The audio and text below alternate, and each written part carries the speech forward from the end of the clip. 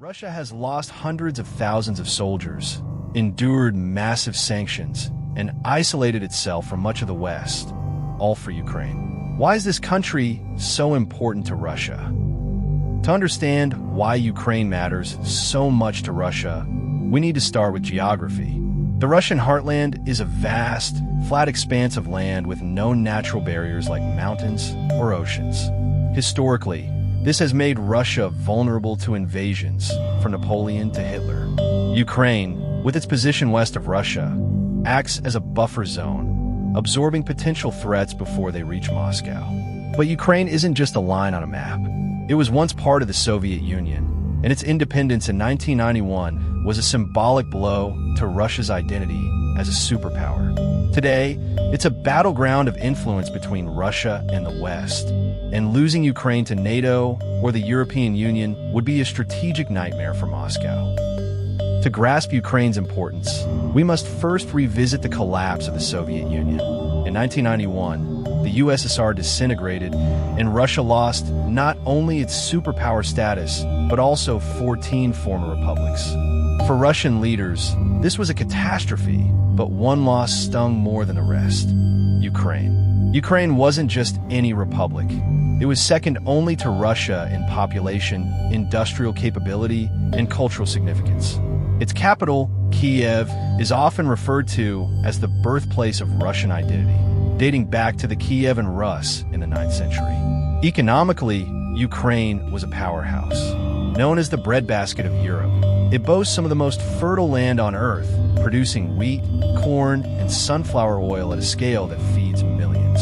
In 2021, 57% of Ukraine's land was considered arable.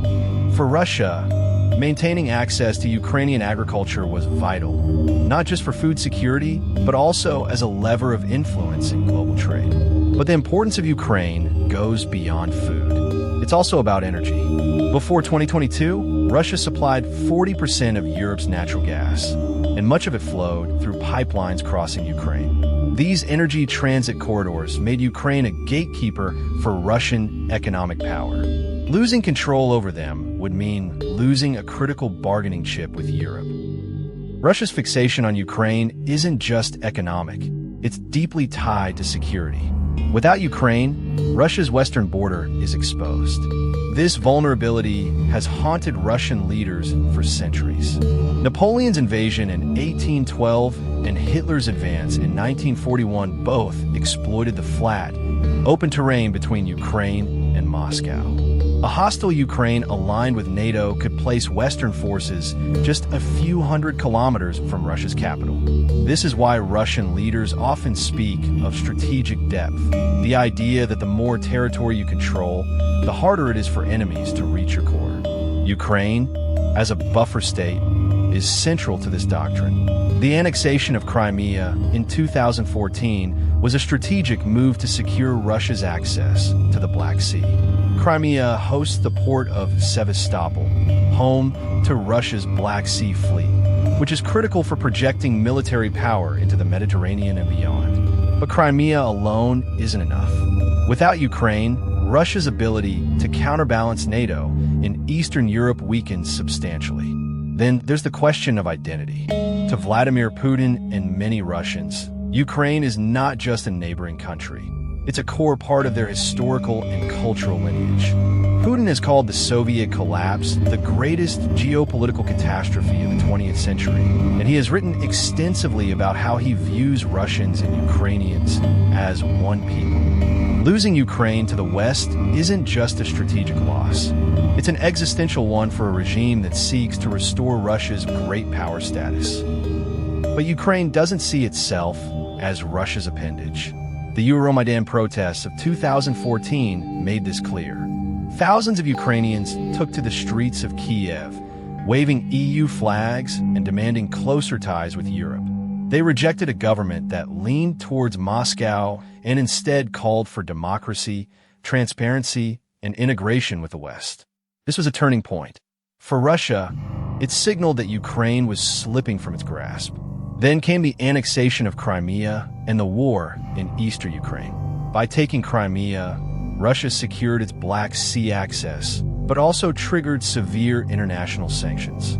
Those sanctions, combined with the war, have cost Russia an estimated $1 trillion in lost economic growth since 2014. And now, the 2022 invasion of Ukraine has plunged Russia into even deeper isolation. Western nations have cut off trade, frozen assets, and supplied Ukraine with billions of dollars in military aid. Yet despite the enormous costs in lives, money, and global standing, Russia persists. Why? Because for Putin, the stakes are existential. Ukraine's alignment with the West challenges his vision of a resurgent Russian empire. It threatens to turn Russia into a regional power rather than a global one. And it undermines the narrative that Russia is the rightful leader of the Slavic world. For Moscow, this is about more than territory. It's about survival as a great power. Zooming out, the Russia-Ukraine conflict reveals a broader pattern in geopolitics, the tension between geography, history, and modern aspirations. Russia's strategic obsession with Ukraine is a textbook example of how nations cling to historical legacies and geographical imperatives, even at great cost. It also highlights the fragility of empires. The Soviet Union's collapse was not just a political event. It was a psychological wound for Russia. Losing Ukraine was like losing a limb, a part of its very identity. But this is not just a Russian story. It's a cautionary tale for any country that seeks to define its power through territorial control rather than alliances or economic strength. In an interconnected world, clinging to old maps can be a dangerous game. If Russia loses Ukraine, can it still maintain its status as a global power? Or does this mark the beginning of its irreversible decline?